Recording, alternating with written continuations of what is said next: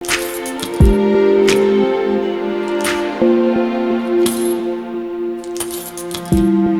To one பக்தி நேயர்களுக்கு வணக்கம். நான் கலைப்பிரியா பழனி. இன்னைக்கு நம்ம கூட யாரு இருக்காங்க அப்படின்னா திருச்செந்தூர் சௌகார்த்திகா சுவாமிநாதன் மேம் தான் இருக்காங்க. வணக்கம்.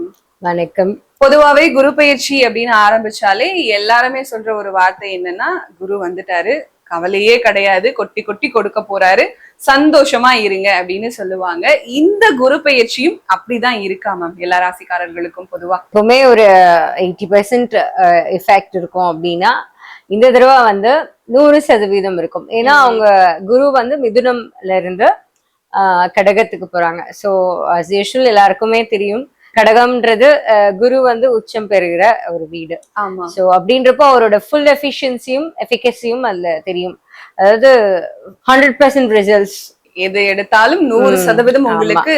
சோ அப்போ எந்த பொசிஷன்ல இருந்தாலுமே சாதகமா இருந்தாலும் சரி பாதகமா இருந்தாலும் சரி, போன இப்ப மிதுனம்ல இருக்கும்போது ஒரு 80% இருந்ததுன்னா இங்க இருக்கும்போது ஒரு 100% வந்து பிளஸ் அண்ட் மைனஸ் ரெண்டுமே இருக்கும். கண்டிப்பா 100% எல்லா ராசிகளுக்குமே அது கரெக்டா அமையும்னு சொல்றீங்க. ஒவ்வொரு ராசிகளுக்கும் இந்த குரு பயிற்சி எந்த மாதிரியான அதிர்ஷ்டத்தை கொடுக்க போகுதுன்னு பாக்கலாமா? கண்டிப்பா.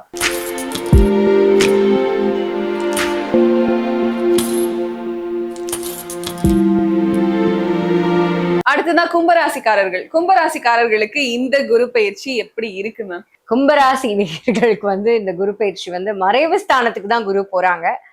6ஆம் இடமான எதிரி ஸ்தானம், ருணரோக சத்ரு ஸ்தானம்னு சொல்லுவாங்க. பட் ஸ்டில் சத்ரு சமஹார பீரியட் இது. இவங்களை பொறுத்த வரைக்கும் எதிரிகள் அழிந்து நன்மை நடக்கும் ஒரு காலகட்டம். சில விஷயங்கள்ல இவங்க கவனமா இருக்க வேண்டியதும் இருக்கு. கண்டிப்பா மேம். நல்ல விஷயங்கள் இருந்தாலும் அங்க கெட்ட விஷயங்களும் இருக்கும் இல்லையா? தடைகள் நீங்கும், கடன் தீரும் காலகட்டம். சோ அதுவே போதுமே. கடன் தீர்ந்தாலே பெரிய பிரச்சனை முடிஞ்சு போச்சு. இஎம்ஐ உயிரை வாங்குறானுங்க. ஸோ அந்த லோன் ப்ராப்ளம்ஸ், அதே மாதிரி ஏதாவது ஒரு ஹர்டில்ஸ் இருந்துட்டே இருந்தது, தடைகள் இருந்துட்டே இருந்ததுலாம் அதெல்லாம் நீங்கிடும். சத்ருஸ்தானத்துக்கு வந்தாலுமே அதெல்லாம் நீங்கிடும். எதிரிகளும் சம்ஹாரமாகக்கூடிய காலகட்டம் தான் இது. புது எதிரிகள் உருவாகாம நம்ம பாத்துக்கணும். அதுதான் இருக்கிறதுலே பெரிய டாஸ்க் உங்களுக்கு கும்பராசிக்காரர்களுக்கு. கண்டிப்பா மேம். கும்பராசிக்காரர்களுக்கு இந்த விஷயங்கள் ரொம்ப நல்ல விஷயங்களா நடக்க போகுது அப்படின்னு சொன்னா என்னென்ன விஷயங்கள் இருக்கு? சரியான மருத்துவர்களை பார்ப்பாங்க இந்த காலகட்டத்துல. இப்போ எந்த ஹாஸ்பிட்டல் போறதுன்றது ஒரு பெரிய பிரச்சனையா இருக்கும் எல்லாத்துக்குமே, எந்த ஊர்ல இருந்தாலுமே. லாங் டேர்மா வந்து ஒரு கிடைக்காம தேடிக்கிட்டு இருந்திருப்பாங்க. அவங்களுக்கு ஒரு ப்ராப்ளம் இருக்கு, கிரானிக்கா ஒரு டிசீஸ் இருக்கு, நோய்வாய்ப்பட்டு இருக்காங்க அப்படின்னா இப்போ வந்து சரியான மருத்துவர்கள் கண்டப்படுவாங்க. சோ அதனால அவங்களுக்கு ஹீலிங் வந்து வேகமா நடக்கும், சீக்கிரமா குணமடைஞ்சிருவாங்க இந்த காலகட்டத்துல. அவங்க இப்போ 6ஆம் இடம்னாலே எதிரி, ருணரோகம் எல்லாமே அதிகமாகும் அப்படின்னு சொல்லுவாங்க. But it's not the same for every one. இவங்களுக்கு வந்து கண்டிப்பான முறையில ஒரு சரியான மருத்துவர்களை பார்த்து சரியான ட்ரீட்மெண்ட் பிளானை வந்து அவங்க கொடுப்பாங்க. அப்போ உங்களுக்கு அந்த ஹீலிங் ப்ராசஸ் வந்து வேகமா நடக்கும். ஸோ அது வந்து ஒரு பெரிய பாசிட்டிவிட்டி இந்த குரு பயிற்சியை பொறுத்த வரைக்கும். அவங்களுக்கு புதுசா லோன் எடுப்பாங்க. எதுக்குன்னா இப்ப வீட்டை வந்து சரிப்படுத்துறதுக்கு, ரீஸ்ட்ரக்சர் பண்றதுக்கு, ரெனோவேட் பண்றதுக்கு அதுக்கு எடுப்பாங்க. விச் இஸ் வெரி யூஸ்ஃபுல், சுபவரியம். சோ அந்த மாதிரி வேலைகள்லாம் வந்து இந்த காலகட்டத்துல ரொம்ப நாள் பெயிண்ட் அடிக்கணும்னு நினைச்சிட்டு இருந்தோம், இப்பதான் லோன் கிடைக்கும்.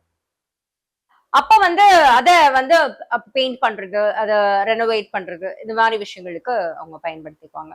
சோ இந்த காலகட்டத்துல அது கண்டிப்பா நிறைய நல்லா நடக்கும். கோர்ட் டிஸ்பியூட்ஸ் இதெல்லாம் வந்து இருக்குதுன்னா இவங்களுக்கு சாதகமா அந்த முடியும். ஏதாவது வழக்குகள் எல்லாம் இருந்ததுன்னா, ஏதாவது பிரச்சனை, சொத்து பிரச்சனை, அதெல்லாமே இப்போ இவங்களுக்கு சாதகமா கும்பராசியில இருக்க முடியும்.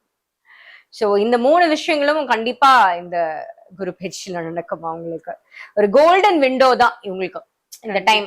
இந்த காம்படிட்டர்ஸ் வந்து அவங்க காம்படிட்டர்ஸ்லாம் இவ்வளவு நாளா அவன் தான் இத்தனை லட்சம் சம்பாதிச்சுட்டு இருக்கான், நமக்கு என்னடா வெறும் 5 லட்சம் தான் வருது மாசம், அவன் வந்து 30 லட்சம் 40 லட்சம் சம்பாதிக்கணும்னா அவங்கள விட அதிகமா சம்பாதிக்கிற சிச்சுவேஷனுக்கு நீங்க வந்துருவீங்க.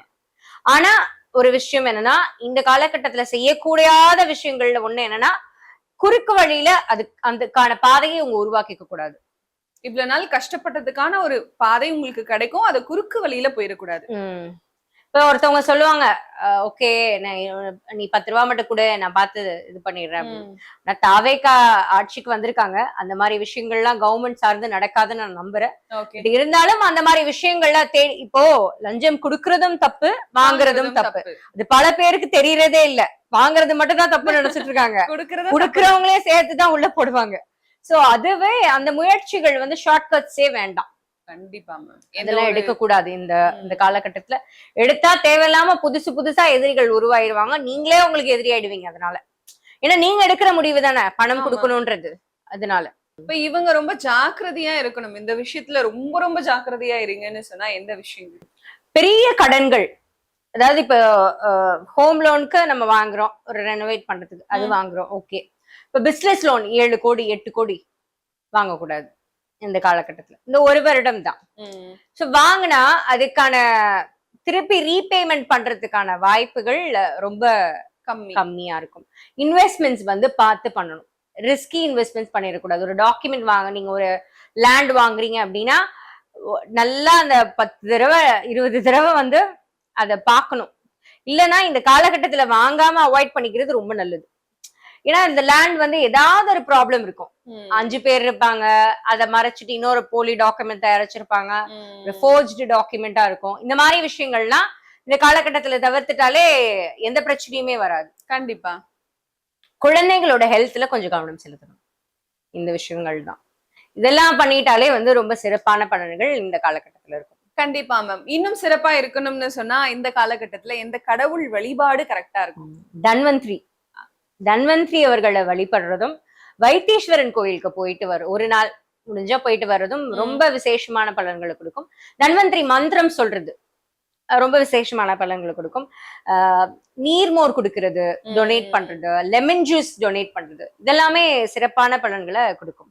அதே மாதிரி ஒரு சர்ஜரி பண்ண போறாங்க, அவங்களுக்கு மெடிசின்ஸ் தேவைப்படுது, வாங்கி கொடுக்கணும், அவங்க கிட்ட காசு இல்ல, சர்ஜரிக்கான செலவுல வந்து பணம் கம்மியா இருக்கு, இந்த மாதிரி மருத்துவ செலவுகள் இருக்கக்கூடிய ஆட்களுக்கு ஹெல்ப் பண்றது, இதெல்லாமே ரொம்ப சிறப்பான பலன்களை இந்த காலகட்டத்துல உங்களுக்கு கொடுக்கும்.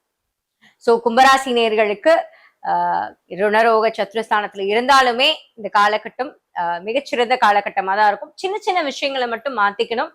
சோ வருடம் முழுக்க சுபிக்ஷமா இருக்கும். வெற்றிவேல் முருகனுக்கு அரோகரா. All the very best.